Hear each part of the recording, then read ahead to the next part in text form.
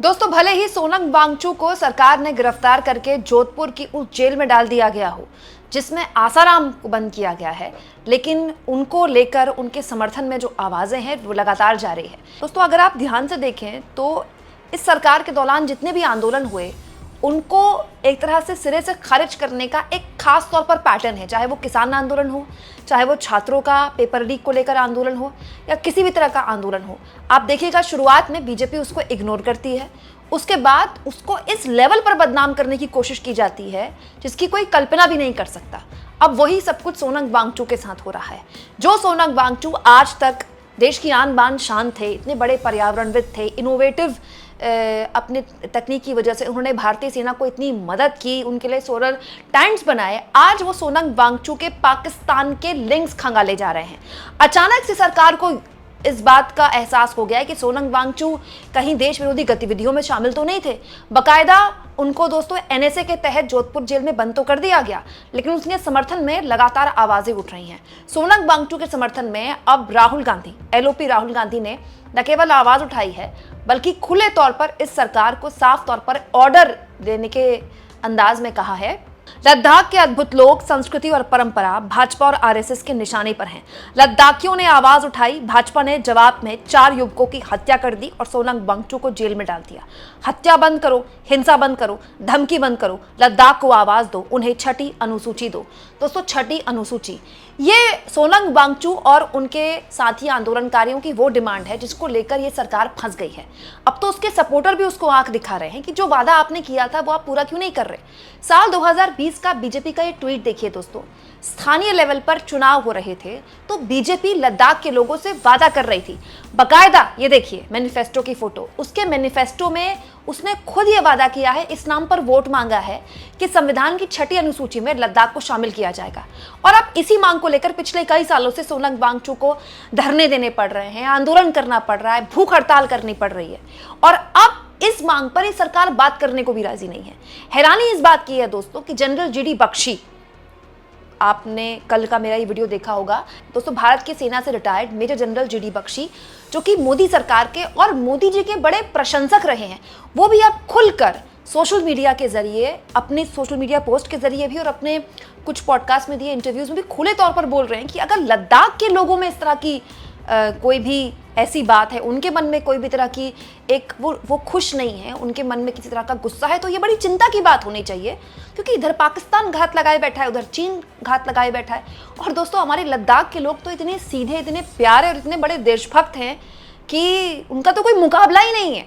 और वो लद्दाख के लोग अगर सड़क पर हिंसा कर रहे हैं और उनको प्रोटेस्ट करना पड़ रहा है, तो ये इस सरकार को सोचने वाली बात है कि आखिर अब तक सरकार इस पूरे मसले पर क्या क्या रही थी। और उससे भी बड़ा सवाल, जिस वादे को अपने मैनिफेस्टो में शामिल किया बीजेपी ने, उस वादे को पूरा करने में इतने साल क्यों लगा रही है सरकार।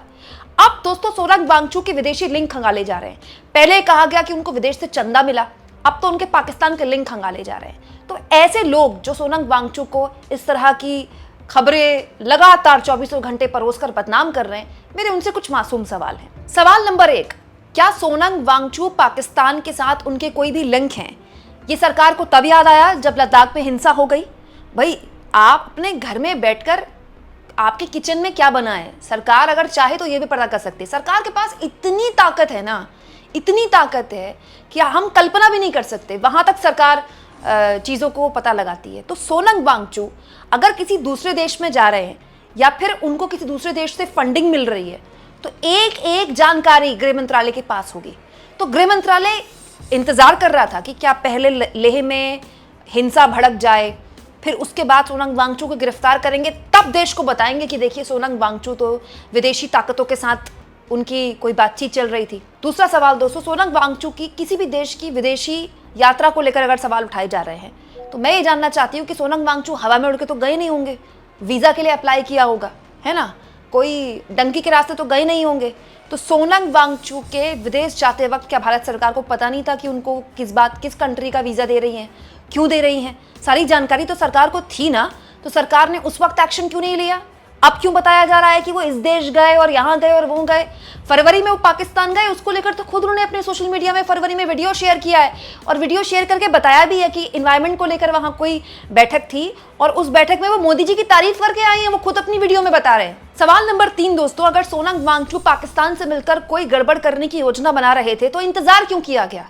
4 लोगों के मरने का इंतजार कर रही थी क्या सरकार? मतलब ये तो अजीबोगरीब बात है दोस्तों। 4 लोगों की जान चली गई, इतनी बुरी अव्यवस्था फैल गई लेह में, तब जाके मीडिया वालों के जरिए खबर बताई जा रही है कि सोनम वांगचुक पाकिस्तान से मिलकर पता नहीं कोई गेम प्लान कर रहे थे। 4 लोगों के मरने का इंतजार हो रहा था क्या? और सबसे इंपॉर्टेंट सवाल दोस्तों, अगर 6ठी अनुसूची में, संविधान की 6ठी अनुसूची में शामिल करना लद्दाख के लिए ठीक नहीं है तो फिर बीजेपी इस पर वोट क्यों मांग रही थी?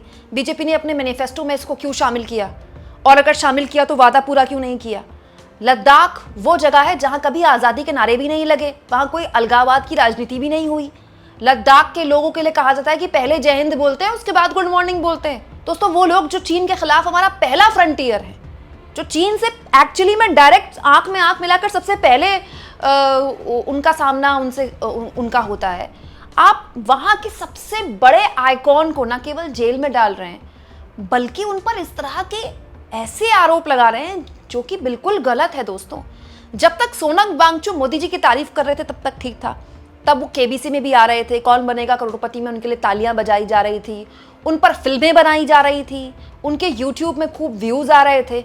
और अब उन्होंने सरकार से सवाल पूछना शुरू कर दिया तो न केवल उनको जेल में डाल दिया गया बल्कि उनका कैरेक्टर असैसिनेशन की पूरा मतलब 24 घंटे यही चल रहा है टीवी में। और इसी को लेकर राहुल गांधी ने साफ तौर पर कहा है कि सोनम वांगचुक को उनको रिलीज कीजिए, उनको आज़ाद कीजिए और 6ठी अनुसूची में जो आपने वादा किया था उस वादे को पूरा कीजिए। आप इस मुद्दे पर क्या सोचते हैं दोस्तों? कमेंट बॉक्स में ज़रूर लिखें और जितना हो सके चैनल को शेयर भी करें, सब्सक्राइब भी करें।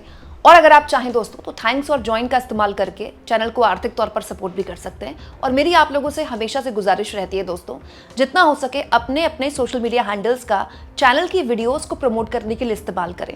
आप अपने व्हाट्सएप में, अपने फेसबुक में, अपने सोशल मीडिया एक्स में या फिर इंस्टाग्राम में मेरी जो भी वीडियो आपको पसंद आए उसको शेयर कर सकते हैं। इसके ज़रिए हम अपनी इस फ्री जर्नलिज्म की मुहिम को अपने स्तर पर आगे बढ़ा सकते हैं।